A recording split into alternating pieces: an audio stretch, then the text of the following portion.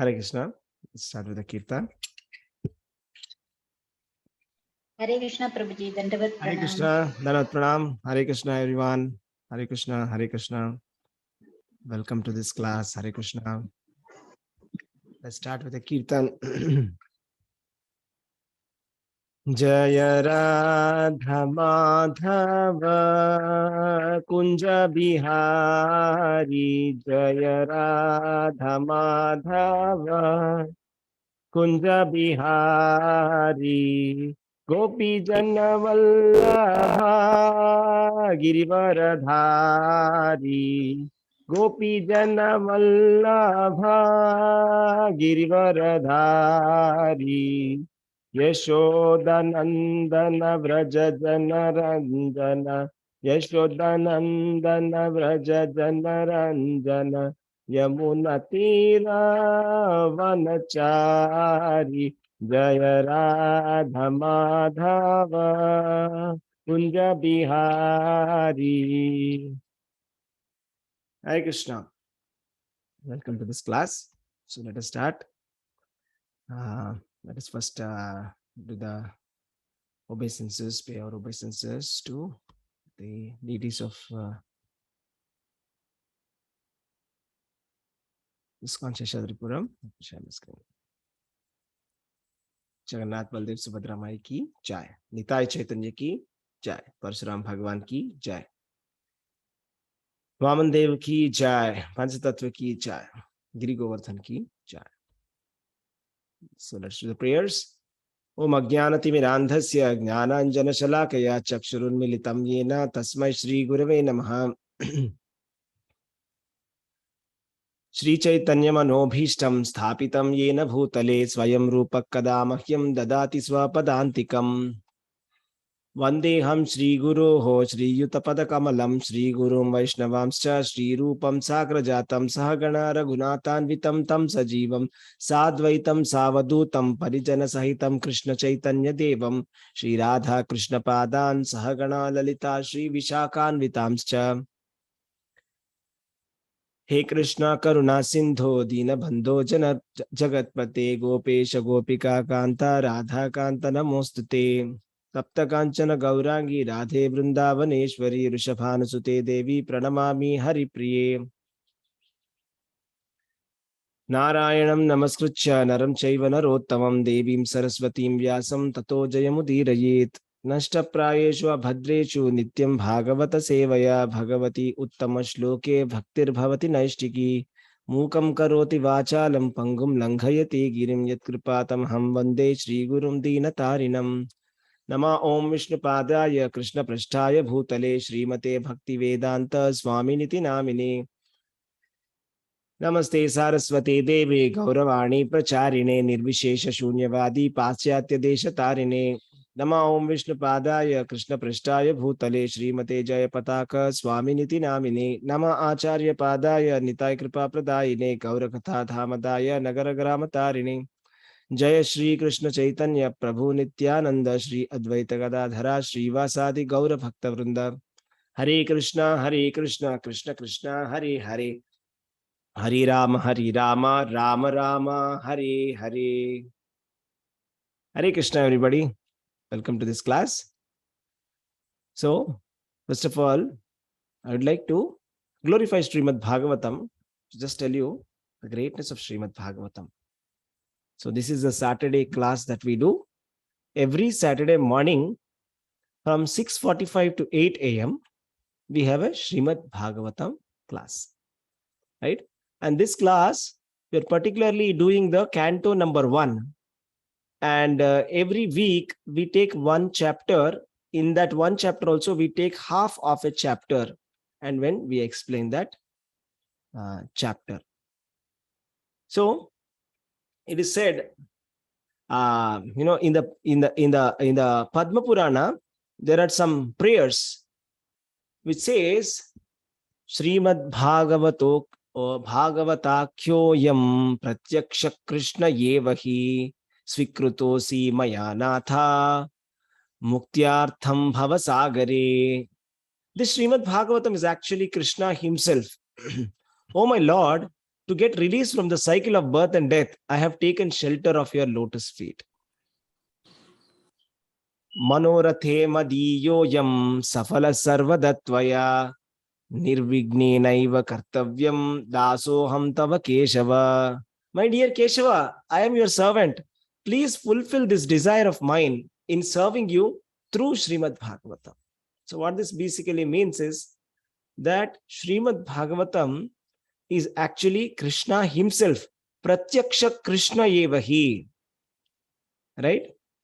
And the first verse of the Srimad Bhagavatam is very, very, very beautiful. I'll tell you, the first verse of Srimad Bhagavatam has a line from the Vedanta Sutras.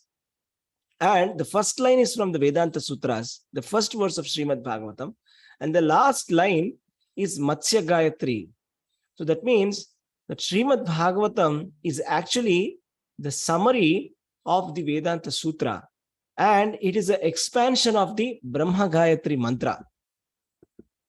So the verse goes like this. Janmadhyasya yathonvayat itaratas-chartvechu abhijñaswarat tene brahma hridaya adikavaye muhyanti yasurayah tejo vari mrudham yatha vinimayo yatra trisargo mrusha dhamnam svena sada nirasta kuhakam satyam param dhimahi. You know, this verse is so special and it's so full of meaning. You know, Srila Bhakti Siddhanta Saraswati Thakur had given classes of around 1 month on just one verse of Srimad Bhagavatam. You know, continuously on and on and on, because there is so much in this. Actually, if you see in Vrindavan, there is a Srimad Bhagavatam commentary compilation. So that is the compilation of all the Acharyas' commentaries. So because this Bhagavatam is very important textbook, a lot of Acharyas have commented on it. You know, starting from Sridhara Swami to Baldev Vidyabhushan to Vishwanath Chakravarti Thakur, and so many stalwart Acharyas have written on this Srimad Bhagavatam. So it seems that just the commentary of the first shloka is almost one full book. So much is there in the first book itself, first shloka itself. You can imagine how powerful this shloka is. So let me just read the translation of this first shloka. I meditate upon Lord Sri Krishna because he is the absolute truth and the primeval cause of all causes of the creation, sustenance, and destruction of the manifested universes. He is directly and indirectly conscious of all manifestations, and he is independent because there is no cause behind him. It is he only who first imparted the Vedic knowledge unto the heart of Brahmaji, the original living being. By him, even the great sages and the demigods are placed into illusion, as one is bewildered by the illusory representations of water seen in fire or land seen on water. Only because of him do the material universes temporarily manifested by the reactions of the three modes of nature appear factual, although they are unreal. I therefore meditate upon him, Lord Sri Krishna, who is eternally existent in the transcendental abode, which is forever from the illusory representations of the material world. I meditate upon him, for he is the absolute truth. So in one verse, it tells about the supreme position of Lord Sri Krishna. It starts with Om Namo Bhagavate Vasudevaya. This is the first line. And then it says Janmadhyasya yatho anvayat itaratas chartveshu abhijña swarat. That means Krishna is abhijña and swarat. That means he is fully independent, right? And he's the absolute truth. And he's fully conscious of all the manifestations that he is. He is only doing the creation, maintenance, and sustenance in the form his Gunavataras. And he is the person who has actually given the knowledge to Lord Brahma. These Vedas are all given unto the heart of Lord Brahmaji by Lord Sri Krishna. And another thing that is being said here is that, you know, the great sages are placed into illusion. Also, all the devatas and the sages are placed into illusion by the Lord. Right? There are so many examples for this in Srimad Bhagavatam. how different devatas like Lord Indra and including Lord Brahma were placed into illusion by Lord Sri Krishna, right? And it says that although these material universes are temporarily manifested, they appear factual, although they are unreal. Actually, this complete life is almost like a dream. So we are, if you just wake up from a dream, everything is gone. So in that way, it doesn't really have a factual existence in one sense, right? So basically, it's all based on, the basis of all of this is the Maya, right? As there are the three modes of material nature, this whole world is existent upon, just like yesterday in the evening, we might have gone to sleep and we might have got some dreams that, I'm here, I'm doing that, I'm doing this, and we might be doing so many activities in the dream. But once the dream is over, it doesn't have any factual existence. Like that, but everything appears to be factual because of Lord Sri Krishna. Now, this is the supreme Srimad Bhagavatam, very wonderful Srimad Bhagavatam. And one more words of glorification of Srimad Bhagavatam. Dharma projita kaitavotra paramo nirmatsaranam satam vedyam vastavamatra vastu shivadam tapatrayon mulanam Srimad Bhagavate Mahamuni Krute Kim va parairishvaraha Sadyo Rudhyavandhite Trikritibihi Shushrusibhi Takshanat. It's completely rejecting all the religious activities which are materially motivated. This Bhagavad Purana propounds the highest truth, which is understandable by those devotees who are fully pure in heart. The highest truth is reality distinguished from illusion for the welfare of all. Such truth uproots the threefold miseries. This beautiful Bhagavatam, compiled by the great sage Vyasadeva in his maturity, is sufficient in itself for God realization. What is the need of any other scripture? As soon as one attentively and submissively hears the message of Bhagavatam, by this culture of knowledge, the Supreme Lord is established within the heart. So here is also a very wonderful verse. It says, Dharma projita kaitavotra paramo nirmatsaranam parasata. That means it is said that, Srimad Bhagavatam completely rejects all the religious activities which are materially motivated. So unlike all the other scriptures, which are very much emphasizing and stressing on dharma, religious principles, artha, economic development, and kama, sense gratification, and moksha, that is liberation, Srimad Bhagavatam simply kicks out all the material motivation of the dharma. Everything else just simply kicks. That's what projita kaitavo. Kaitavo means kaitava dharma, means cheating religion. Srimad Bhagavatam says all of this is simply cheating. Just trying to be religious and trying to go to the heavenly planets doing dharma, or trying to do economic development, or trying to do sense gratification, or merging with the impersonal form of the Lord. It just says this is all simply cheating. The only thing is, we are the eternal servant of the God, and we must learn to love God, and we must serve God. So that is the real dharma. That is the real artha. Krishna consciousness is the real artha. That is the real economic development. Like it is said, Srimad Bhagavatam is the real riches that we can have. That is the wealth that we can have. Actual wealth that we can have is Krishna consciousness, right? And so sense gratification, which is done out of the senses, is also very dangerous. Lord Krishna informs in Bhagavad Gita, right? Bhogaishvarya prasaktanam tayapahruta chetasam vyavasayatmika buddhi buddhayo hi avyavasayanam. So samadhav na vidhiyate. He says, we cannot attain trance or samadhi by doing sense gratification. Therefore, the Srimad Bhagavatam simply kicks out all of these religions and says, just, surrender to Lord Krishna. And he talks about the transcendental stories of Krishna. So by hearing this Srimad Bhagavatam, what happens? Sadyo hridya avanidhyate takritibihi trakritibihi sushrujbi tat kshanat. Immediately, as soon as we hear Srimad Bhagavatam, Lord is established within the heart. So Krishna will appear in our heart as soon as we hear Srimad Bhagavatam. So today we are going to discuss about the chapter number 12. So the chapter number 12 in the first canto is also called as birth of Parīkṣit Maharaj. Right? So far what has happened is, in the previous chapters, we have seen that Lord Krishna has entered, he has departed from Hastinapura to Dwarka. And we have seen how beautifully the people of Hastinapura were feelingly giving their prayers to the Lord.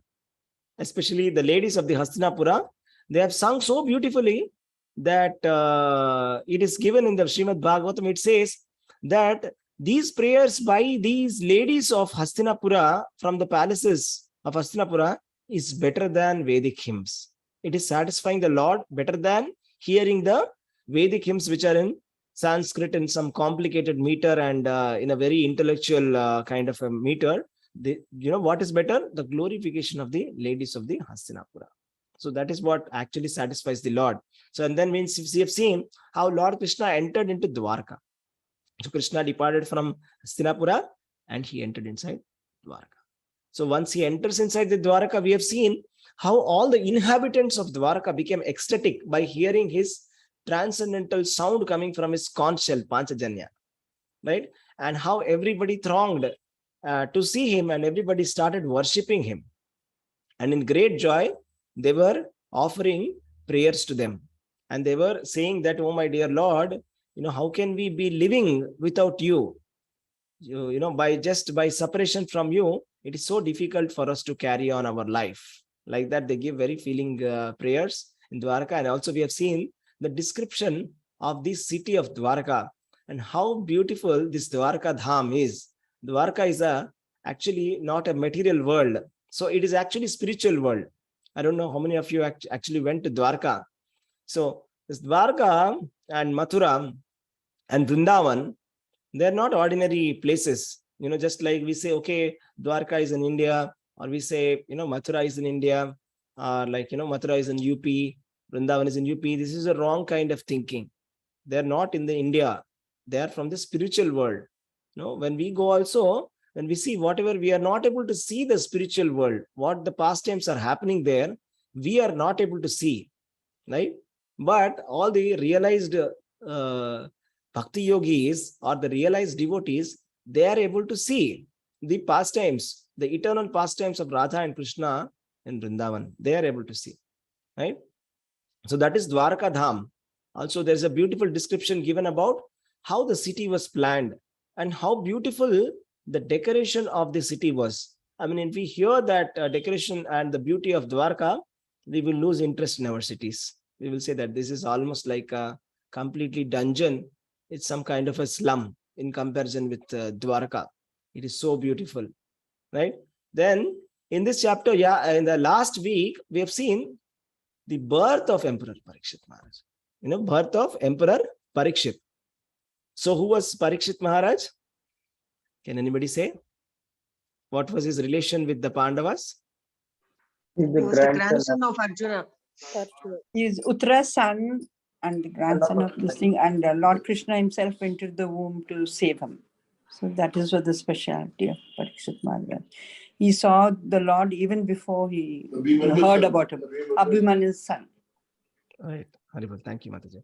So, yes, Hare Krishna. So, Parīkṣit Maharaj was the son of Abhimanyu and Uttara and grandson of Arjuna. Right? So, let me just share the screen here.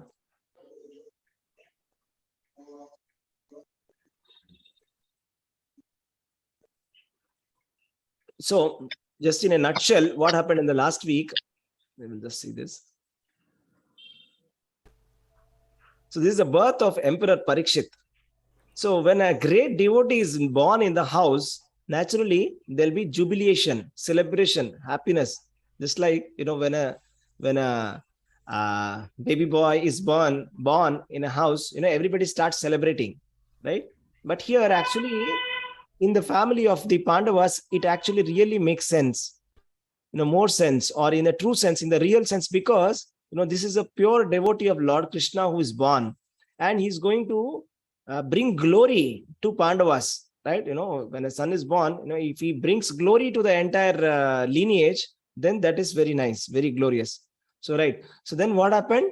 There was a question like the Shaunaka is asking to the Sutta Goswami. This is a conversation that is happening between the sages of the Naimisharanya, and Shaunaka is asking the Sutta Goswami, right? And he was asking, like, how was the great Emperor Parīkṣit Maharaj born in the womb? How did his death take place? And what did he achieve after his death? So one thing we have to hear is like, they are not interested in any politics or any kings, how this king was born, or some kind of, just like how we read histories, like this was this king, this was his dynasty, from this year to this year he lived, and he had so many wives, and he did these war in 1450, this one, not like that, not like our history. They're not interested in politics or kings. They are interested in Parīkṣit Maharaj because he was in relationship with Krishna. Anything in relationship with Krishna is spiritual and transcendental. Parīkṣit Maharaj was not an ordinary person. He was a Rajarshi, right? Therefore, they're requesting that we want to hear about Parīkṣit Maharaj, right? Because to whom Shukadeva Goswami imparted the transcendental knowledge, right? Srimad Bhagavatam was given by Shukadeva Goswami to Parīkṣit Maharaj. Therefore, we want to hear about his birth. What happened? How was he born? Like that. Then it is given here that Yudhishthira Maharaj was so nicely, taking care of the kingdom, and he was very nicely taking care of the kingdom. He had no personal ambition because of his continuous service to the lotus feet of Lord Krishna. He was not like the irreligious kings or the selfish kings, right, who are always thinking about their selfishness. But Yudhishthira Maharaj was not like them. And this Yudhishthira Maharaj, what did he do? His worldly positions started increasing day by day. Of course, he's completely detached. He's not interested in enjoying this. He did not fight the war of Kurukshetra to enjoy. That we should understand the position of Kauravas and the Pandavas. So the Kauravas, they wanted to enjoy the kingdom. But the Pandavas, they don't want to enjoy the kingdom. That is not their goal. They just want to satisfy the Supreme Personality of Godhead. They want to do their prescribed duties as Kshatriyas. As Kshatriyas, their Swadharma is to rule. So that's what they want to do, and they're doing it very perfectly well under the guidance of Lord Krishna. Then when Lord Krishna himself has put Yudhishthira Maharaj into the throne, you can imagine how great this Maharaj Yudhishthira must be, right? And therefore, naturally, he was able to conquer all the world. So wherever he went, everybody, all the kings used to surrender to him. Therefore, this India is also called as Bharat. Actually, the Bharat extends to the entire world, and the king of the entire world was Yudhishthira Maharaj. He was the king of entire world. Therefore, it's called as Mahabharat. Mahabharat means the greater India. So everything is like an extension of India. So that was the glory of Yudhishthira Maharaj, right? And it was so great, his opulence was that even the people of heaven wanted to have it. But he was not interested because he was only absorbed in the service of the Lord. He was not satisfied by the opulences. Just like the worldly kings, they want to enjoy, enjoying the resorts and enjoy so much of sense gratification. But he doesn't care for all that. He was only absorbed in the, serving the Lord and being satisfying the Lord's service and nothing else. He's not interested in anything. Then what happened? So what happened? Ashwatthama, when he knew that Parīkṣit Maharaj was in the womb of Uttara, right? What does he do? He releases a Brahmastra. He releases a Brahmastra on a pregnant lady's womb. So can you imagine, a nuclear weapon being put on the womb of a pregnant woman? It's not a normal astra that he has put. It's not a normal weapon that he has put. He has sent Brahmastra. Brahmastra is the infallible weapon, the most powerful weapon in the material world, Brahmastra. And nobody can counteract Brahmastra, right? It is not possible to counteract Brahmastra. Nobody can do it. So that is like the final astra. That he has put it on Parīkṣit Maharaj when he was in the womb of Uttara. Then what did the Lord do? Right? Uttara will come and yes, Hare Krishna. Lakshminath Prabhu, you have any question? Yes, Prabhuji, Hare Krishna. Prabhuji, here Ashwadhama got, how he get that Astra, Prabhuji? Like, what is his specialty? Which one? Come again, please. Ashwadhama, how he got that Brahmastra? I think he prayed to Lord Shiva, Prabhu, Okay. Mhm. and he got that Brahmastra. Or maybe his father gave. I'm not sure. Sorry, I will get back to you. Okay, maybe his father gave, but when he gave Brahmastra, he did not teach him how to retract it. But Arjuna knew how to give Brahmastra and retract it. Both he knew. Okay. Mhm. Mostly he has got it from Dronacharya. I'll confirm. Okay. Okay, thanks. Thank you. Hare Krishna. So that was Ashwathama. And he has now released the Brahmastra, and Uttara knows that, there is a nuclear weapon that is coming towards her womb. And she goes running towards the Lord and feelingly prays to Lord Krishna and says, "Oh dear Lord, please protect me from this Brahmastra." Then the Lord, who's present in the heart of every living entity, right? He could enter the womb of Uttara. And what did he do? He was just a thumb size high. How is the size of the thumb? The size of the thumb is this much. This was the size of the Lord who was there. He appeared inside the womb, right? He was looking beautiful, blackish, infallible, and he wore a dress of lightning yellow and a helmet of blazing gold, and he was seen by the child. Parīkṣit Maharaj is now looking in amazement that who is this person who has come inside, who's looking so beautiful, right? And he's seeing 4 hands and earrings with molten gold and eyes blood red with fury. The Lord who entered inside the womb of Parīkṣit, of the Uttara, was very, very angry because Ashwathama is trying to kill Parīkṣit Maharaj, who is a pure devotee of Krishna. But he's very, very angry at this now, right? And what did he do? Just like how sun evaporates a drop of dew, he absorbed the Brahmastra. So it was not very difficult for him to take the Brahmastra. So we may be thinking, oh, did he, like he was struggling? Just like, was he very much struggling? Oh, I'm on the so hot, like just like in the Hollywood movies, they show some superheroes coming and stopping the fire like this with great difficulty. Stopping? No, very easily. Just like how the sun evaporates a drop of dew, in a second, just absorbed entire Brahmastra and finished. So this is not at all very incredible to know, because Lord is the source of all the energies. He is the maintainer of the entire universe. For him, it is nothing. This potency of his pastime is very easily showing, how powerful the Lord is. Brahmastra, he just simply absorbed it. Then what happened? Then Parīkṣit Maharaj was being observed by this child, right? He's observing, Lord in the womb of Uttara. Can you imagine? He's not getting darshan of Krishna. Afterwards, he got the darshan in the womb, within the womb. So this is Parīkṣit Maharaj. How great Parīkṣit Maharaj is, that, even before birth, he got the darshan of the Supreme Personality of God.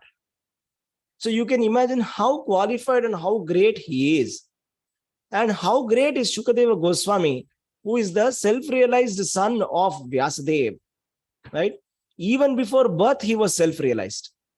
And he was inside the womb of his mother for 16 years. He was not ready to come outside. And when his father requested, please come out, he comes out, and he immediately went to the forest without waiting for any purificatory rituals. That is Shukadeva Goswami. So this conversation between this great self-realized yogi Shukadeva Goswami and this great pure devotee Parīkṣit Maharaj is Srimad Bhagavatam. So when there is a conversation happening between two great people, that is what we are supposed to be hearing. We should be in that assembly where two great people are discussing, right? So that is what is Srimad Bhagavatam. So then what happened? When Parīkṣit Maharaj was about to be born, they were all good signs of the zodiac, right? And everything was looking very nice. All the grahas, constellations, everything were in proper place. And Yudhishthira Maharaj was very happy, right? And he had performed the purificatory process of Jata Karma and all the samskaras that are supposed to be performed as soon as the birth happens. They're supposed to do some samskaras. So those samskaras were done by the learned brahmanas like Dhaumya, Kripa, etc. As soon as Parīkṣit Maharaj was born, then he gave gold, land, villages, elephants, horses, and food grains to all the brahmanas. Right? So this is a very nice instruction for us that, how do we celebrate, birth of whenever somebody is born, whenever there is a function, religious function at house, we must actually give charity, right? Srimad Bhagavatam, in the Bhagavad Gita also, Lord Krishna says, yajna, dana, tapa should never be given up. Charity, that is dana, yajna, fire sacrifice, and tapasya, austerity, it should never be given up. It should not be given up even by the sannyasis. What to talk about the ordinary grihasthas? The dharma of grihasthas is to give charity. That is the main thing about the grihasthas. If the grihasthas have stopped giving charity, they are considered to be fallen. If the brahmacharis have stopped following celibacy, they are considered fallen. Or if they are not reading the Vedas, they are considered fallen. And if the grihasthas, if they stop giving charity, they are considered fallen. So therefore, charity is very important. And Yudhishthira Maharaj is actually showing us how when Parīkṣit Maharaj was born, he gave a lot of charity. And the Brahmanas started to glorify Parīkṣit Maharaj, saying that, he's as good as, he's been restored by the all-powerful, all-pervasive Lord Vishnu, the Supreme Personality of Godhead. And he was saved, and when he was doomed to be destroyed by an irresistible supernatural weapon called Brahmastra. And then he said, therefore, he'll be well known in the world as the one who is protected by the Lord Supreme Personality of God. His name is Vishnu Rata, actually. So his name is also called as Parīkṣit, because he's always examining everybody and looking, and where is Lord, because he has seen the Supreme Personality of Godhead at the time of, even before the birth itself, he has seen the Supreme Lord in the thumb form. Now he's looking, where is the Supreme Personality of Godhead? He's looking for Lord. So he's protected by the Personality of Godhead. That's why his name is also called as Vishnu Rata, protected by Lord. And this person will become a first-class devotee and will be qualified with all good qualities. So this person is a Mahabhagavata, a great Bhagavata devotee. And he will become a very saintly king, as pious in his name and famous and glorified in his achievements as others who appeared in the great royal family. So this was the inquiry of the Yudhishthira Maharaj. So, when a child is born, so this used to be the, previously, they used to follow this kind of a ritual that, astrologer will come home. And then they will ask, all the family members will ask some questions. Okay, can you please tell us about this child? What will this child do? Right? So, for example, if a person is let's say if a person is a great a singer, they will say, okay, please tell me, does he have singing talent? Will he become a great singer? Will he become a greater singer than me? If he's an actor, let's say that the parent, they will say, okay, will he become a better actor? Will he get some awards? Will he become a world famous actor? Will he become? Please find out and tell me. So like that, whatever profession that the parents are doing, they want to know, will this child become an IAS officer and glorify, make wonderful service? He will bring name to us. What will he do? Like that, Yudhishthira Maharaj is asking. What will this child do? Will he become a great king, saintly king? What is his qualification? Please tell us. That's what he's asking. What will be his achievements? Will he be pious or not? So the Brahmanas said, this child will be exactly like King Ikshvaku, the son of Manu, and in maintaining all those who are born. And as for following the Brahminical principles, especially in being true to his promise, he shall be exactly like Rama, the personality of God, the son of Maharaj Dasharatha. Right? So we see here, a lot of nice comparisons are there. So what is it said? He will be exactly like the King Ikshvaku. Okay. Who is King Ikshvaku? How is he related with Lord Rama? Anybody can say?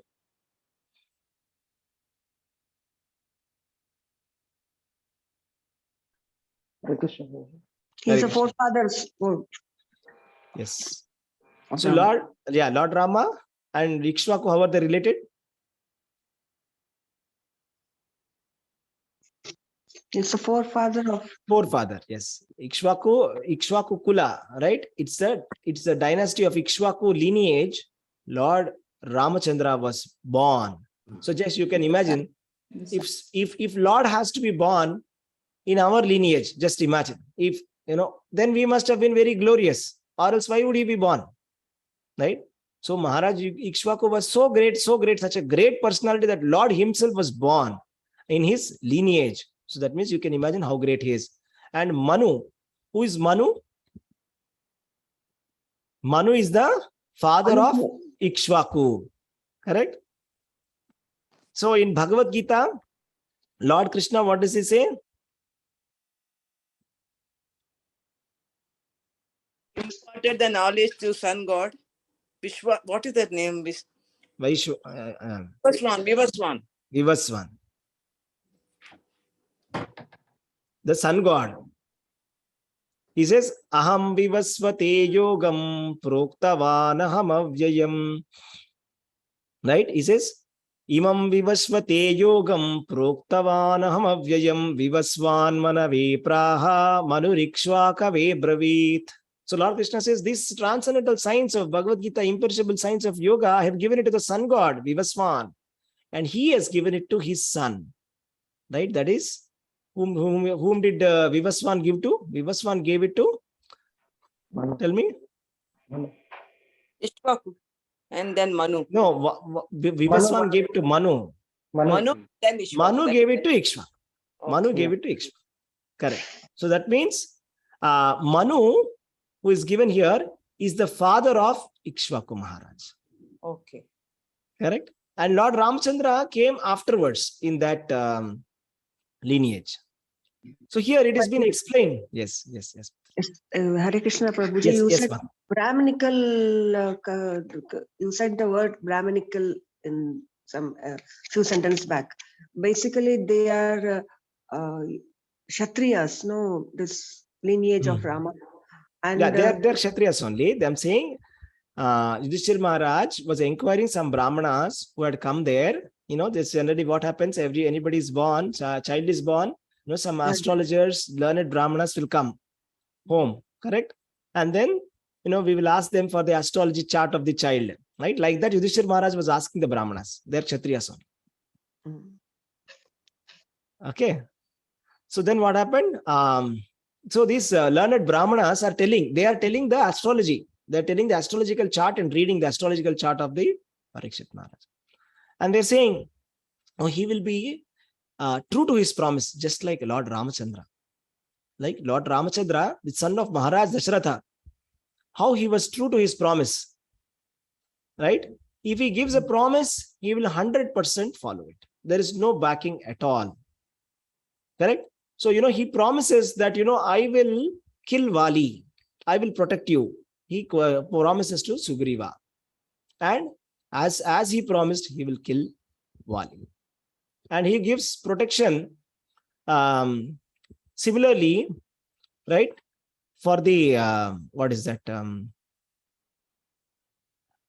the, what was the name of that person? Sorry. Who's a brother of Vibhishana. I'm sorry. Yeah. Vibhishana comes to him and surrenders to him. And then he says, I will give you protection. Don't worry.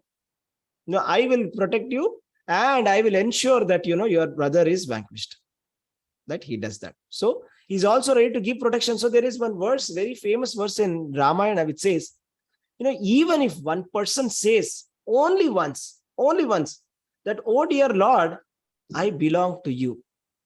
Just once if you say, Lord Rama says, I shall protect him forever. So all these we have to learn. Okay, this is the only thing, surrender to the Supreme Personality of Godhead. So just like only once if we are able to say, oh Lord Ramachandra, I belong to you. That's all. We will be protected by the Lord. So that is all that Lord is expecting, right? So that's what. So then these learned Brahmanas continue to say, and they say, let me share my screen.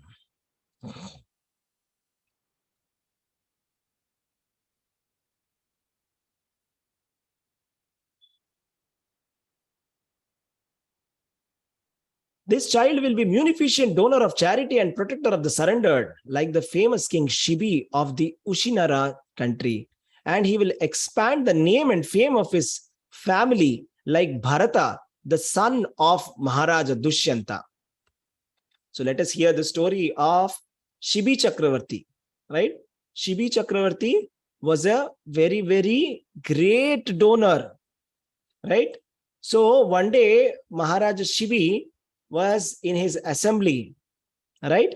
And then there is a pigeon hunter and a pigeon who comes. So, the king of the heaven, Indra, takes the form of a pigeon just to test the munificence of this king Shibi. And Indra will be taking the form of that pigeon, and he will come inside the assembly and say, "Oh, dear king, please give me protection. I am also one of your praja." So animals are also praja, right? So king is supposed to even protect the animals. Not that, we will kill the animals and will protect the humans. No, that is not the correct dharma. So then this pigeon comes inside and says, "Oh, please protect me. A hunter is behind me." And the hunter will come and say, "Oh, king, this pigeon belongs to me. Please give my pigeon back." Maharaj Shibi keeps that pigeon on the lap and says, "I'm so sorry.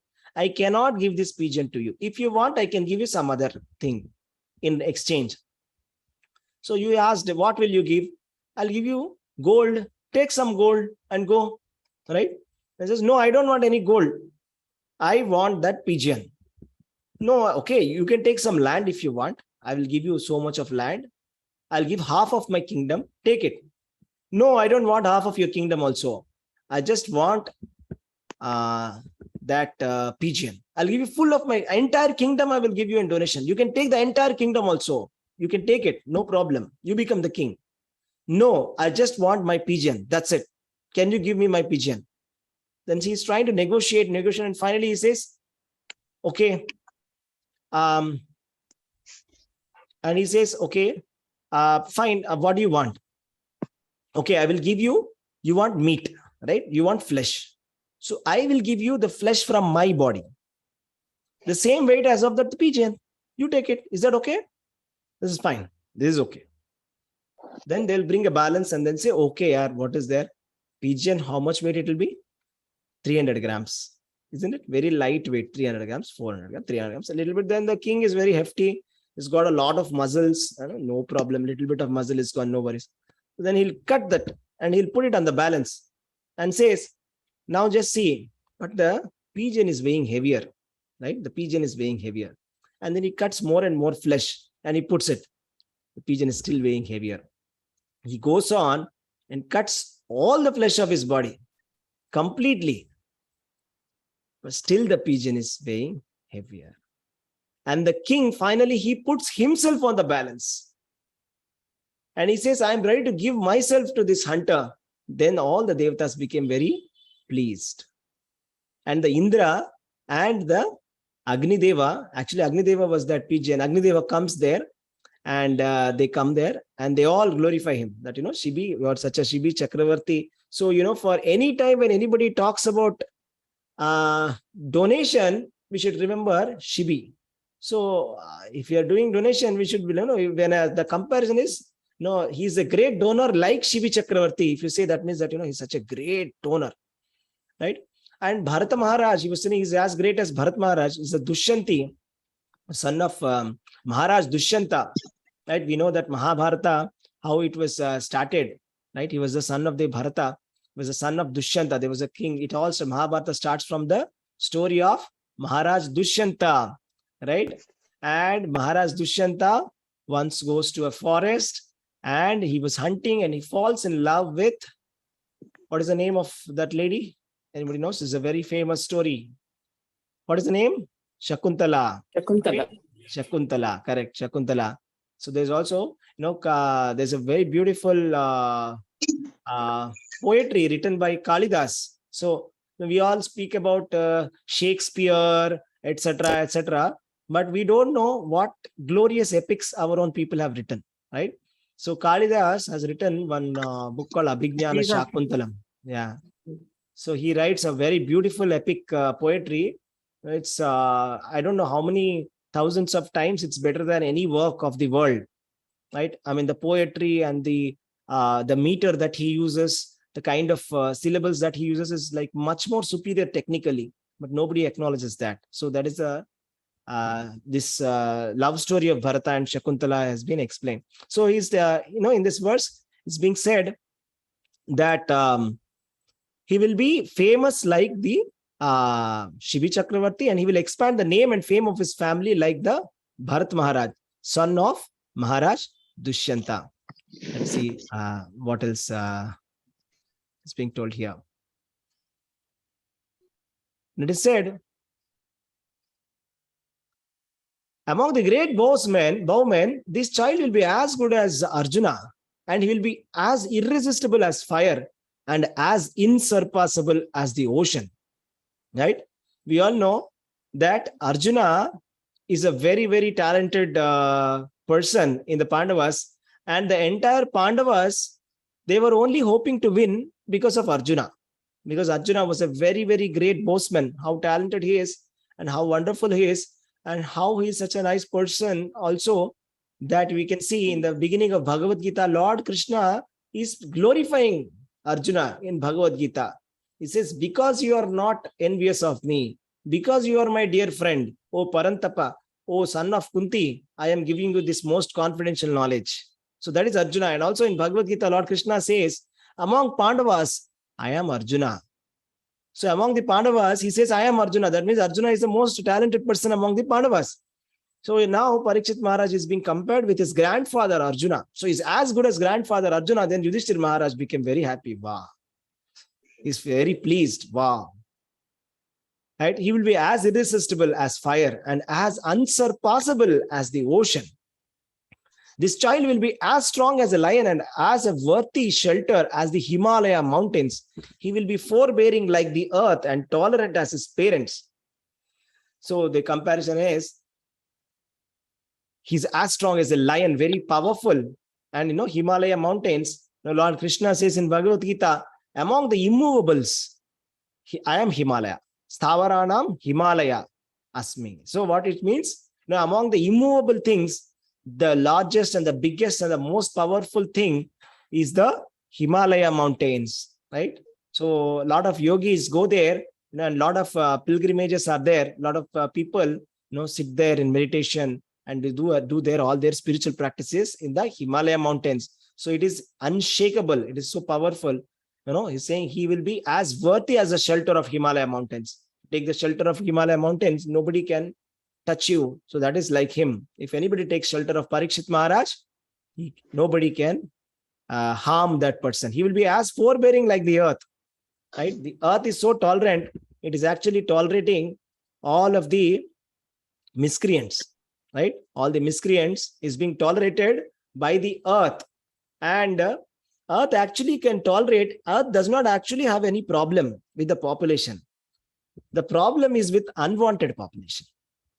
You see, we always keep talking about population, that there is a population problem in the world, population problem in the world. The problem is not population, it is the unwanted population. Unwanted progeny means those people who are not religious, those people who are not God conscious, right? Those people who are not maintaining the religiousness, that is the problem. That is the unwanted problem. These are the miscreants who are actually causing trouble in the world. Or else if there were religious people in the world, the earth has capacity to even take 100 times more number of population also, and everybody can live peacefully, right? But that's not the case now. But still the earth is tolerating. Earth tolerates like a mother. She tolerates. She's one of the 7 mothers. And he's as tolerant as his parents. I mean, just look at how much miseries that Abhimanyu and Uttara had to go through, right? Abhimanyu was being attacked by so many Maharathis at the same time. He entered inside the Chakravyuha and he gets stuck there because he doesn't know how to come outside, and the Pandavas are being stopped by Jayadratha and all. They're not able to enter to protect Abhimanyu. Right? At that time, Abhimanyu is not attacked by one person, multiple people. At the same time, he's a very young boy and they kill him so ruthlessly, very ruthlessly. And Jayadratha, after he's dead, he's kicking the body of Abhimanyu. right? So this is the kind of irreligious acts that Kauravas do in the Mahabharata war, which provokes Arjuna like anything, right? So Uttara had to go through all this, right? And she had to see the death of her husband, and that too such a kind of a death, very gruesome murder. It was not in the rules of the warfare. So, and then this child will be like his grandfather Yudhishthira or Brahma in the equanimity of mind. He'll be munificent like the Lord of Kailasha hill, Shiva, and he will be resort to everyone like the Supreme Personality of Godhead, Narayana, who is even the shelter of the goddess of fortune. Correct? So these comparisons are also so very beautiful, because Yudhishthira Maharaj was a person who was very calm and equanimous. He never used to be, interested in any kind of sensual enjoyment. That is not, Yudhishthira Maharaj is actually the,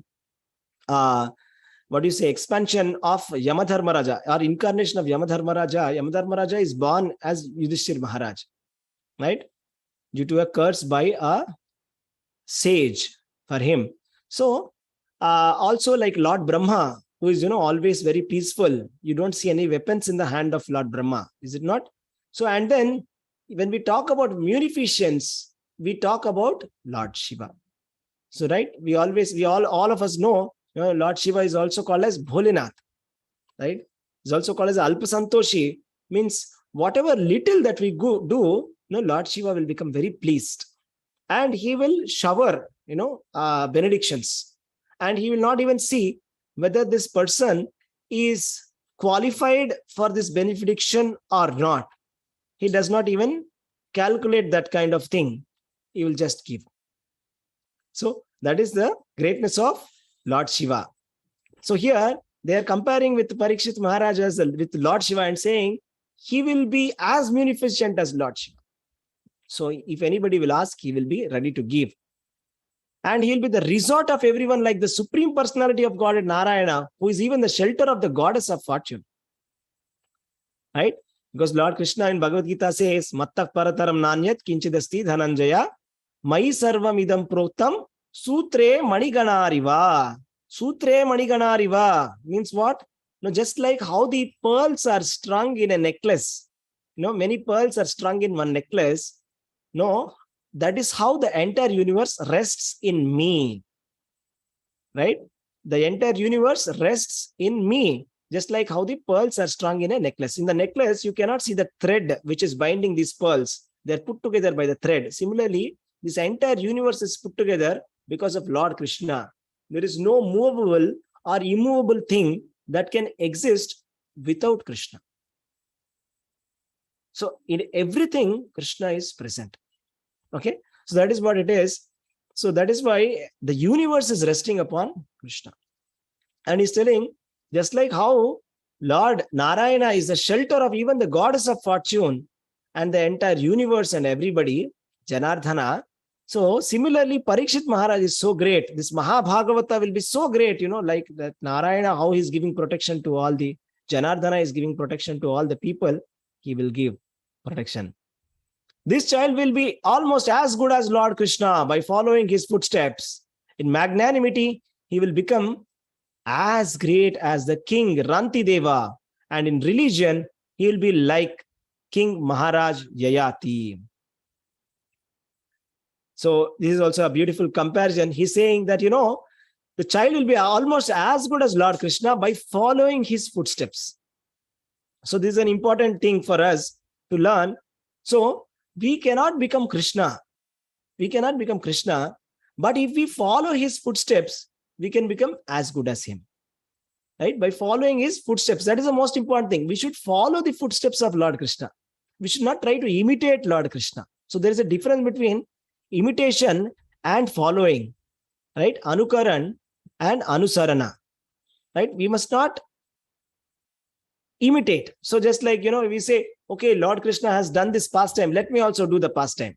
So Lord Krishna has done, he's danced with the gopis, let me also dance. No, this is wrong. Then if somebody will say like that, oh, Lord Krishna has danced with the gopis, let me also dance. Then Srimad Bhagavatam says, Lord Shiva has drunk poison, you also drink poison. Can you be alive? So the great personalities, the great controllers can do anything, right? So then they're still fine. Just like how the sun is there, sun can absorb even water from filthy lake. Just like how we may have some drainage. Sun can absorb water from the drainage, and still the sun is pure because it is the sun. Similarly, Lord Krishna's pastimes we cannot imitate. So if somebody wants to imitate, they must first start with the Govardhanagiri hill lifting. So they must say, first lift the Govardhanagiri, then you can do the pastimes, other pastimes. So correct way is not imitating. Following means we should hear what Lord Krishna is telling Bhagavad Gita, and we should try to follow the instructions of Lord Krishna in our life. Then our life will become perfect. Right here, it's given in magnanimity, he will be as great as Ranti Deva. Right? Ranti Deva is such a great personality. I will tell you his story. Right? You'll be really, really, really amazed by the story of Ranti Deva. Right? So what happens is, King Ranti Deva, he was a great munificent king. That means whatever anybody would ask, he is ready to give. Right? So what happens is, he sees that every living entity he is seeing in relationship with Krishna. Right? Just like in Bhagavad Gita, Lord Krishna says, no, Vidya Vinaya Sampanne Brahmane Gavihastini Sunichena Swapakecha Panditaha Samadarshinaha. He was a Samadarshi. He was able to see, because of his knowledge, he would see everybody in relationship with Krishna. I mean, the elephant or the dog or the dog eater, a Brahmana, he sees on an equal platform because he's seeing that Lord Krishna is there in everybody's heart. So he sees like that. So he was a pure devotee of the Supreme Personality of Godhead. And he was so charitable that even he would give away his own food in charity. One day, he spent 48 days of fasting, not even drinking water. 48 days of fasting without drinking water. Imagine. And after his fasting was completed, he was supposed to break his fast. So they made a very nice royal food, excellent ghee, very tasty food, and they brought in front of him. Then he was just about to eat. Then a Brahmana comes, and Brahmana guest appears. Then Ranti Deva immediately, he did not even start eating. So he said, immediately he offered a portion of it to Brahmana. He said, oh dear Brahmana, please come. It is my great fortune that you have come at this time, that I am able to see you and I am able to feed you. Please take this portion of my food and bless me. And that Brahmana ate very sumptuously that portion, and he blessed and he left. And then later, a Shudra had appeared. And then Ranti Deva said, oh, thank you very much. Thank you very much for coming. It looks like you're very hungry. Please come and sit. I'll give you a portion of my food. And then he gave the remnants of his food. And that person ate sumptuously and he left. Right? And when he was just about to eat whatever was remaining, right? Then what happened? There another person came and he gave all the food. Then he thought, okay, no problem. This is what Krishna has ordained to me. Let me drink the water and be satisfied. I will be satisfied with water. Then there was another person who was on the streets, completely torn, and he doesn't have any shelter. He comes and says, oh dear king, I'm feeling very, very thirsty. Please give me water. Please give me water. He says, Ranti Deva says, okay, take this water. Right? And so he gave everything away, and he was on the verge of his death because of thirst. But he gave that water without any hesitation. So that was the great magnanimity of Ranti Deva. Right? Then actually all the devatas had appeared in front of the Ranti Deva. Right? And then they manifested their identities. Actually, all these guests who had come, right? The Brahmana, Sudra, Chandala, they are all actually the devatas here. Right? Lord Brahma, Lord Shiva, and etc. They had come to test Ranti Deva. right? So actually there is a beautiful verse, right, which says, because King Rantideva was a pure devotee and always Krishna conscious and free from all material desires, right? He Maya could not attack him, right? So Maya will be not able to attack, right? They will be, Maya will not be able to attack the pure devotees, right? Anybody who follow the principles of King Rantideva become pure devotees, right? They became great, this one. So, there's a beautiful, beautiful, beautiful prayer that I want to read now. Okay. I'll just share that on my screen. Yes. Anybody can read this Sanskrit here? Hare Krishna. Hare Krishna Prabhuji. Yeah. Please go ahead. न कामये हम गतिम ईश्वरत परम अस्तारदि युक्तम पुनर्भवम भावम वा आर्तिम प्रपद्ये किला देहभजम अंतस्थितो ये न भवन्ते आदुकः. Shall I read translation on this? Yes, Prabhuji. I do not pray to the Supreme Personality of the Godhead for the 8 perfections of mystic yoga, nor for salvation from repeated birth and death. I want only to stay among all the living entities and suffer all distresses on their behalf, so that they may be freed from suffering. Hare Krishna. Hare Krishna. So what is he saying? I'll just read the sloka. It's like, Nakamayeham gatimishwarat param ashtardhiyuktam apunarbhavam va artim prapadye kila deha bhajam antastito yena bhavantya dukkha. He's saying, I don't want 8 perfections of mystic yoga, nor I want any salvation from repeated birth and death. I want to only stay among all the living entities and suffer all the distresses on their behalf, so that they may be freed from suffering. So, what does this mean? What is he saying here? He's saying, I don't want liberation. I don't want to enjoy any mystic opulences, etc. I am seeing that, everybody around me is suffering. Why are they suffering? Why do people suffer? Because of what? Lust and desire. That is fine. And also, what else? Yes. To Lord it Maya. overtake. Maya. Maya also. What else? Because of their karma, Prabhu. Karma. Because of karma.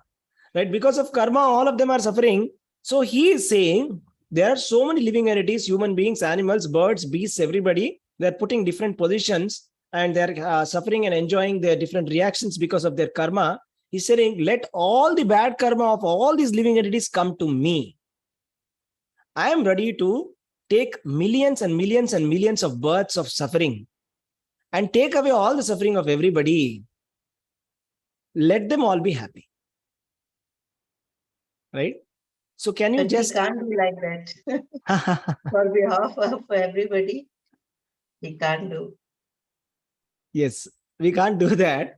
But I'm saying, you can imagine. Our own karma.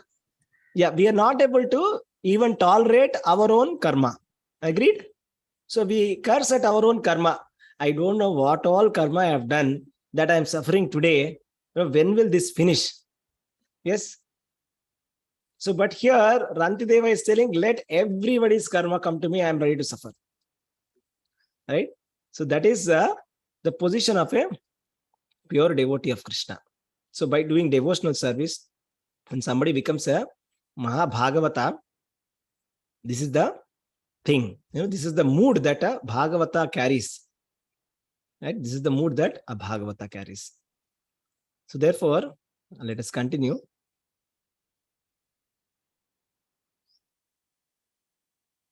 One second. I'm just sharing my screen. So this Parīkṣit Maharaj was as great as Ranti Deva in charity. So he's so great, right?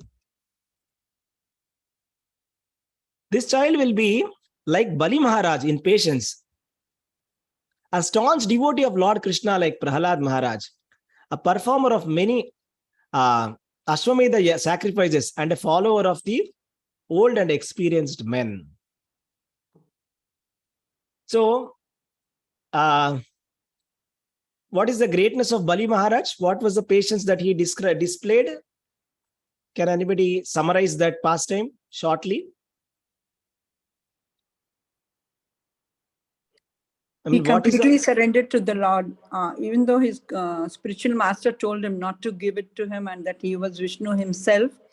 He said, like, if it is Vishnu also, and as a even if he's Vishnu, this thing, he went against Sukracharya, and the Lord, he kept, he gave him the 3 feet of land he asked. In the end, like when the Lord took the whole universe in his first 2 feet, he surrendered himself also and asked the Lord to place his lotus feet on his head. right?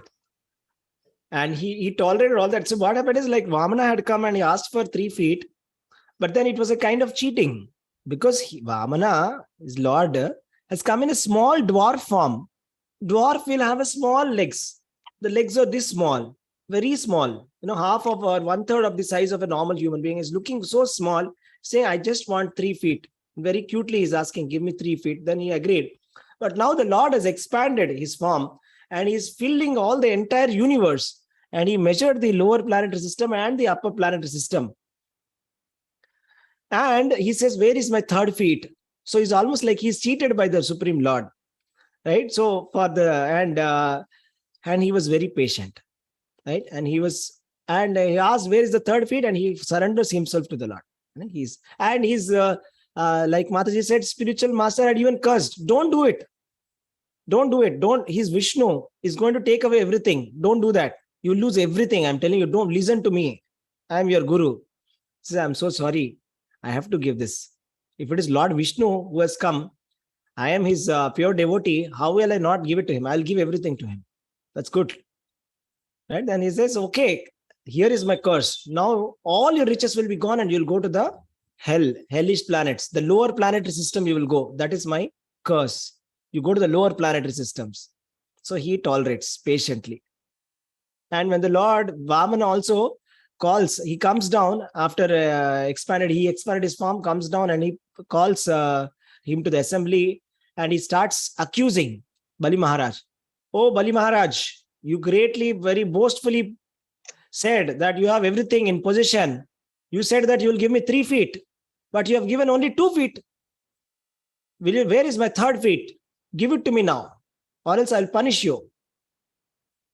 So he will say like that. So then Bali Maharaj was arrested in front of the Lord, right? And he was humiliated in that way, actually. But still, he is very patiently and very calmly, he's tolerating all that difficulties. So this is Bali Maharaj.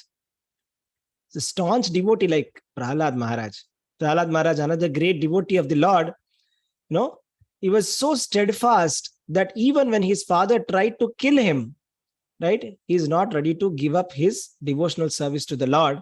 And he was protected by the Lord personally in every case. And at the end, Lord personally appeared as Nrisimha Deva just for the sake of Prahalad Maharaj. And another thing is, he was a follower of the old and experienced men. Yes, Lakshminath Prabhu. Prabhuji, I have one question regarding Bali Maharaj. Prabhuji, but one should follow the spiritual master instructions, correct? He disobeyed, he not followed at the time. But Bali Maharaj didn't know he is the Lord Vamana, and the person who in front of him, he is the God, correct? He doesn't know about that.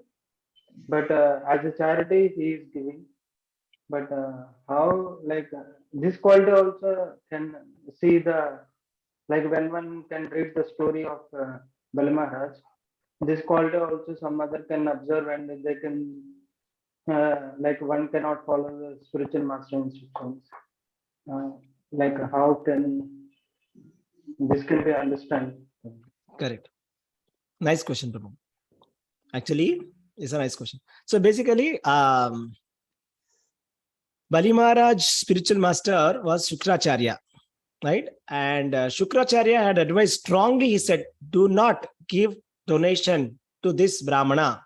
Actually, it doesn't say that in the beginning. First, Bali Maharaj, first the Brahmana appears in front of Bali Maharaj and he asks for a donation and he verbally says yes.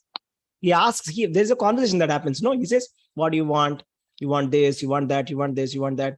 Then Brahmana says, no, I don't want anything. Brahmana says, I just want 3 feet. No, ask for more. You're asking too less. Take this, take this. No, I just want 3 feet. Then he gives the 3 feet.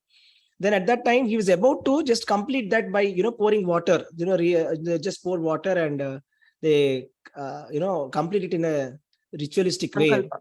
Sankalpa. At that time, actually, he will come. And Shukracharya will say, tell a lie. He will say, you should, he'll say that you don't give a donation to him. Then he says, no, but I have already committed. No, I verbally committed that I will give him. Now, how can I come back? Then Shukracharya says, no, you can actually take back and you can say, you can lie. There are some circumstances when you can lie. And he's telling in a materialistic point of view, he says in the Vedas, it is said you can lie. When somebody comes and asks you all your riches for donation, you can lie. You can say that I don't have money. No problem. Or if somebody is repeatedly coming and asking you for donation, 2-3 times you have given, third time you can lie that I don't have. So that is allowed, he says. So, but that's a materialistic kind of a moral, he says. So then Bali Maharaj says, reply to him that, it is not like that. When somebody comes and asks, actually he tells dharma that, when somebody comes and asks, we are supposed to give. Whether a person has qualification or not qualified, somebody has come and asked, I have given. So that is dharma, he says, for example.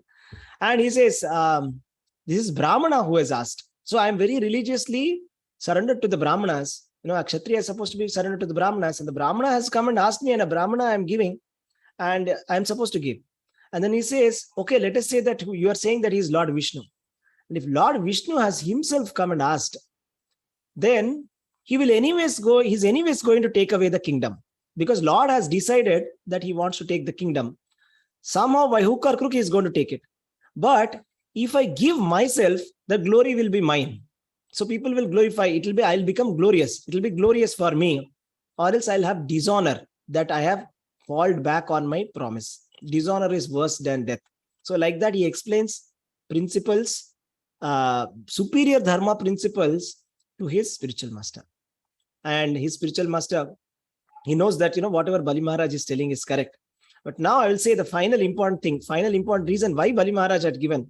So, serving the spiritual master is good. Spiritual master has said, do this. But if that instructions of the spiritual master is against Krishna consciousness, then that also must be given up. So that is the example of Bali Maharaj. That is why Bhagavad Gita, Lord Krishna, towards the end, he says, Sarva dharman parityajya mamekam sharanam vraja aham tvam sarva papebhyo mokshayishyami ma shuchaha. Sarva dharman parityajya means, whatever dharma that you leave it and surrender to Krishna. This is called dharma. This is the original dharma. So if Bali Maharaj would simply follow the instructions of Shukracharya and not give the donation to Vamana, then that is materialistic. That is not Sarva dharman parityajya. Okay. And another thing is, I read one verse today. Dharma projita kaitava nirmatsaranam param. Dharma kaitava projita, I said, that Bhagavad dharma kicks out materialistic dharma. So serving a spiritual master who is not Krishna conscious, or who is just giving simply political advice, or who is just like an ordinary priest, who is not giving Krishna conscious instructions, or giving instructions which are unfavorable for Krishna consciousness, that kind of dharma, Bhagavata kicks. So you understand, Prabhu? Is it clear? Yes, Prabhu. Thank you so much. Yeah, yes, Hare Krishna. Hare. Yes. So here it is given a qualification that this Parīkṣit Maharaj was a follower of the old and experienced men. Right? So it's a very important lesson in a ordinary materialistic point of view also, that if we are serving the old and experienced people of any field, you will become more skilled in that field. No, but what we do is, we do a mistake. We ask our equals for advice. You will not get a proper advice. And if we follow that advice, we may be mistaken. So you should always approach a person who is already skilled in that field, somebody who has been in that field for last 10 years, 20 years, 30 years. Such a person, you should go and become his assistant. Right? Then you will be learning that skill properly. So even in the spiritual science also the same thing. If you want to become a good devotee, you should serve the devotees. Right? Who is already a pure devotee, who is serving very nicely. If you serve that servant, then you will become a very good devotee. Very fast, very quickly the progress will come. That's what Krishna is saying in Bhagavad Gita. Tatvidhi pranipatena pariprashnena sevaya upadekshanti te jnanam jnaninas tattvadarshinaha. That is why the Gurukula system is there. But we are following the old and experienced men and taking their expertise and knowledge, and we are advancing in material or spiritual fields. So this king, this child will be the father of kings who will be like sages. For the world peace and for the sake of religion, he will be the chastiser of the upstarts and quarrelsome. So Rajarshi means a kingly, saintly king, not just a king. So we need saintly kings. The king of the state or the administrator must be a saintly king, not just a king. Just being a king is not sufficient. But at the same time, the king should be very powerful and capable of punishing the upstarts and quarrelsome people.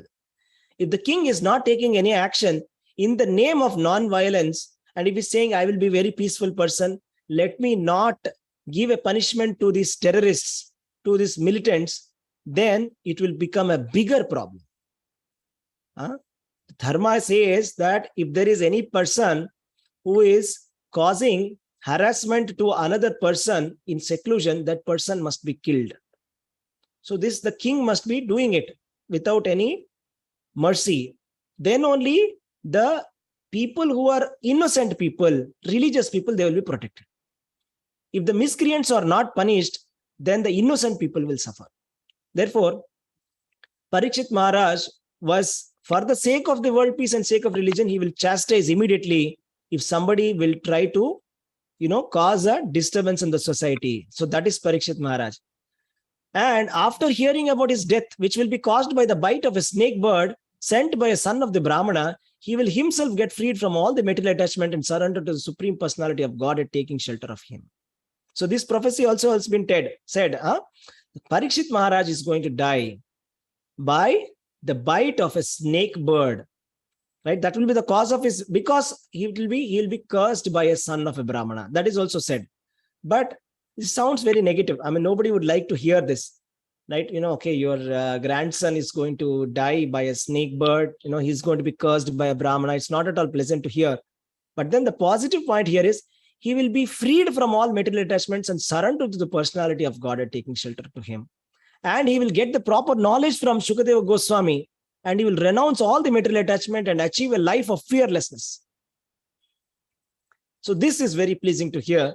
But Parīkṣit Maharaj, even though circumstantially he may be going through some kind of miseries, which are apparently very unfortunate, but then the point is, he's ultimately is able to surrender to Krishna, and he's able to achieve that life of fearlessness. Right? So these people, they gave and they were nicely remunerated, and they returned to their respective homes. All these people who were expert in astrological knowledge, they did all this. They said the future of Parīkṣit Maharaj, this Mahabhagavata. Yudhishthira Maharaj became very satisfied, became very happy. Such a wonderful news you have said, that because of my grandson Parīkṣit Maharaj, Srimad Bhagavatam is going to come to the entire world. All millions of souls will benefit from this Srimad Bhagavatam, and the absolute good will be served for all of them because of the sacrifice of my grandson. That's very good. So such a wonderful, glorious grandson has come. What else would I expect? What else would I ask from Lord Krishna? By the mercy of Lord Krishna, such a beautiful grandson has come. And so he becomes in the world famous as Parīkṣit. Parīkṣit means examiner, Pariksha, exam. Means he is always examining human beings in the search after that personality that he saw before his birth. And he was always contemplating about the Lord. He's seeing the four-handed form of the Lord, in the beautiful description that was given before. He's always looking for that, constantly remembering, where is that Lord? Where is that Lord? He's looking for that, right? And day by day, the royal prince was growing very nicely under the facilities given by the Pandavas, Yudhishthir Maharaj, right?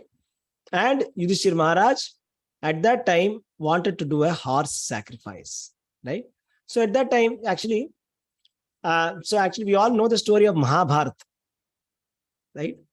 But we have not heard all these stories, right? The story of the Parīkṣit Maharaj. What happened after the war of Kurukshetra, in detail, we have not heard, right? So that is why it is said that Srimad Bhagavatam is also the summary of Mahabharata. If you read Srimad Bhagavatam, you will get the correct mood of Pandavas. This is a Nirnayaka Shastra. Nirnayaka means decisive Shastra. If there is a confusion between Mahabharata and Srimad Bhagavatam, we have to take the authority of Srimad Bhagavatam because it is Nirnayaka. Means it is the conclusive scripture.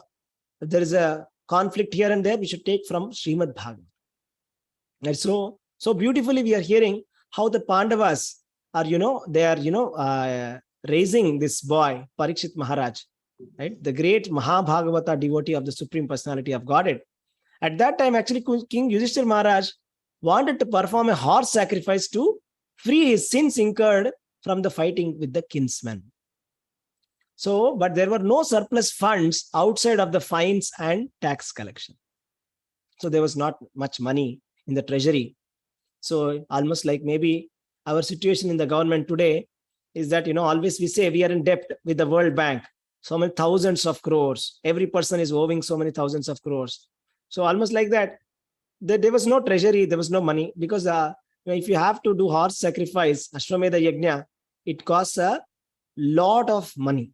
It is not possible by an ordinary man that I or you we can say, okay, let us do one Ashwamedha Yajna now. It is not possible. Only kings can do it. And that too, they need to spend a lot of money for that. So King Yudhishthir Maharaj, he didn't have any proper funds for that.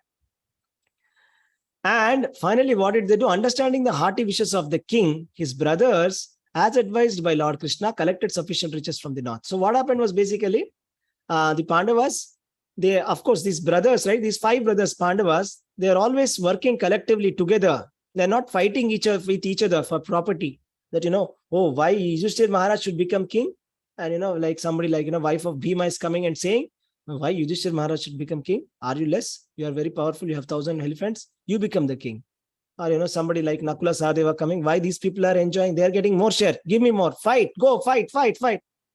They're not like, people of Kali Yuga. They are collectively working together in the spirit of brotherhood. Properly, they are working together. Even though actually these 3 brothers belong to one mother and the other 2 are another mother.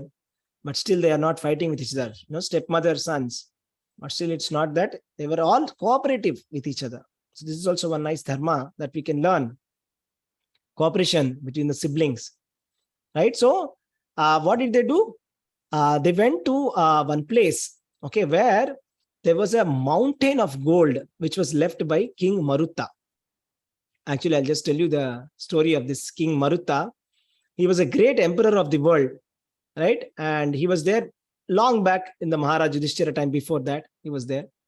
And he was a great devotee of Yamaraj. Okay. And one day he does a fire sacrifice. Okay. Called as Sankara Yajna. He does that Sankara Yajna, and the Lord becomes so pleased with that fire sacrifice that, he hands over a mountain of peak of gold. Entire mountain peak is fully made up of gold. He gives this. And then this Marutta, King Maharaj Marutta, he had this at his disposal. So he had sufficient gold in possession.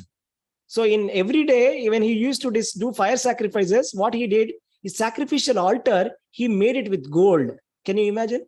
The sacrificial altar made up of gold, because he has got so much of gold with him. Right? Completely made up of gold. And he was so great and pious, and he gave charity every day. So much he used to give that people were not able to take so much. They used to say, dear king, This much we cannot take. You've given us too much. We don't need this much. Where will I take this? How will I carry this? How will I even enjoy this? I don't need this much. This much is enough. So like that, he used to give in charity. So then these Pandavas will go and they will get this, the mountain of gold, and they will get sufficient riches to perform the Ashwamedha Yajna. So Ashwamedha Yajna. So from this way I can understand the importance of performing fire sacrifices. But in Kali Yuga, just think about it. Do we have a mountain of gold to perform fire sacrifice? Anyone? No. Right? No, Prabhuji. Yeah. We don't even have mountain of rolled gold also. Artificial gold also we don't have. What do we have? We don't have anything, right? So Kali Yuga, it's not possible.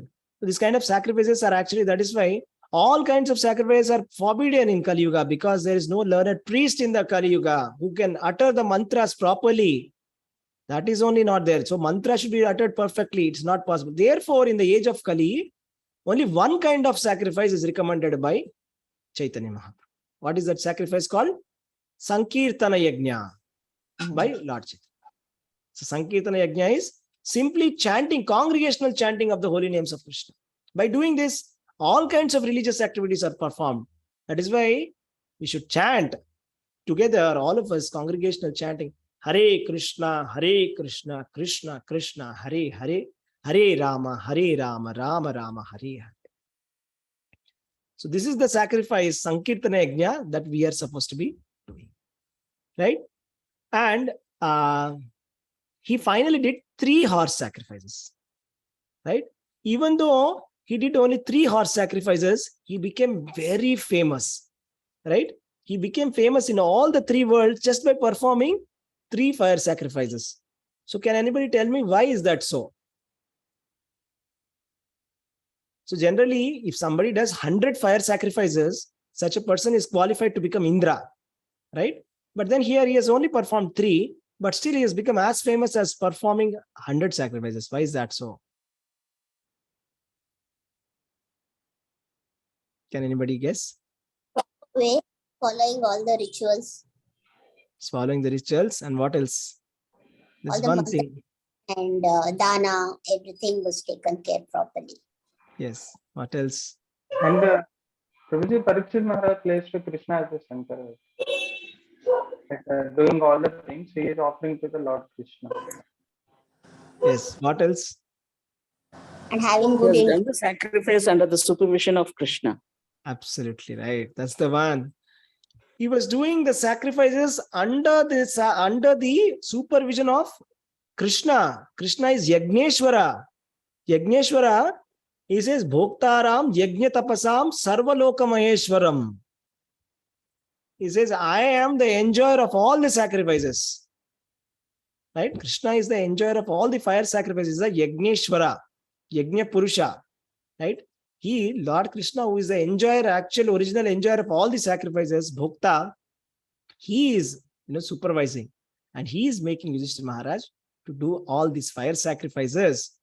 And therefore, the Lord Sri Krishna made him do these 3 fire sacrifices for the purposes, so that he can cleanse himself of the sins incurred by killing his kinsman. So this was the process that the kings used to follow. So there must be war. War is inevitable. It is said in Srimad Bhagavatam, war cannot be avoided, because just like how, and there's no cause for it. Just like how, there is a forest fire. I mean, nobody goes and, ignites a fire in the forest, but it will come. Similarly, even though how much ever we may try to stop, the wars cannot stop. The correct peace of mind, if we really want peace of mind in the society, then we must actually be promoting Krishna consciousness. We must be giving Srimad Bhagavatam literature to everybody. So then, the real kind of a peace of mind will come in the society. Then there will be no war. So simply saying that, we will not fight is not enough. Fight will be there. It is inevitable. The wars will be there. Just by artificially trying to commit, I want to fight, is not sufficient, is not enough. It will not help. We can see that, right, very clearly, right? So we're seeing so many wars after wars after wars that are happening, and nobody is able to stop these wars, right? So what is important is we must surrender to Lord Shri Krishna and perform this Sankirtana Yajna, right? By which all the religious principles are performed and the Supreme Lord is satisfied. And in this story, the conclusion of this chapter is after Yudhishthir Maharaj has completed the 3 fire sacrifices, Krishna, he saw to it that it was performed very properly, and he remained there with Yudhishthir Maharaj for a few months. And after that, he said, he bade farewell to all the Pandavas, and he went to Dwarka. So the next chapter, his name is Dhritarashtra Quits Home. Right? When Vidura will come back from his pilgrimage, and he will motivate Dhritarashtra, who is the blind king, who is very old and who is there in the house of Pandavas. He's maintained by the Pandavas now because the Kurukshetra war is over and all the Kauravas have died. He's being maintained by the Pandavas. So, and in that situation, Vidura will come and inspire him, give him some spiritual advice, and Dhritarashtra will go to Vanaprastha, to the forest, based on the advice of Vidura. So thank you very much for joining. Hare Krishna, Krishna Krishna, Hare Hare, Hare Rama, Rama Rama, Hare Hare. And just one announcement. Tomorrow evening, 6 p.m., we have a wonderful seminar. It's a 2-part seminar, coming on this Sunday and the next Sunday. This Sunday, it is the health benefits of spirituality. So what benefits can we get from a health perspective by doing spiritual activities, right? And particularly this part 1 is about the physical health benefits, bodily health benefits that we can get from performing spirituality. So it's a general seminar open for everybody. So you can even call your friends, family, colleagues, anybody. So where we have very nice specific recommendations which are given by the principles of this one, and we have also reviewed it. I have actually personally reviewed it with a Ayurvedic doctor also. Very nice recommendations. Everybody can benefit from these very wonderful lifestyle changes that are suggested in that seminar. Hare Krishna. Prabhuji, is recording available if we are not able to join? Yes, mostly may be available. Yes. Hare Krishna, Prabhuji, tomorrow 6 o'clock. Tomorrow evening, 6 p.m. In online only? Online, on Zoom. We will send you the links on Gita Gyan groups. So you are in one of the groups, right? Yes, Mataji. Yeah. It's Shyama Vallabha Mataji. Yes. Who is asking? Shyama Vallabha Mataji? Manisha Mataji. Okay, sorry. Manisha Mataji, you are in any of the Gita Gyan groups? Yes.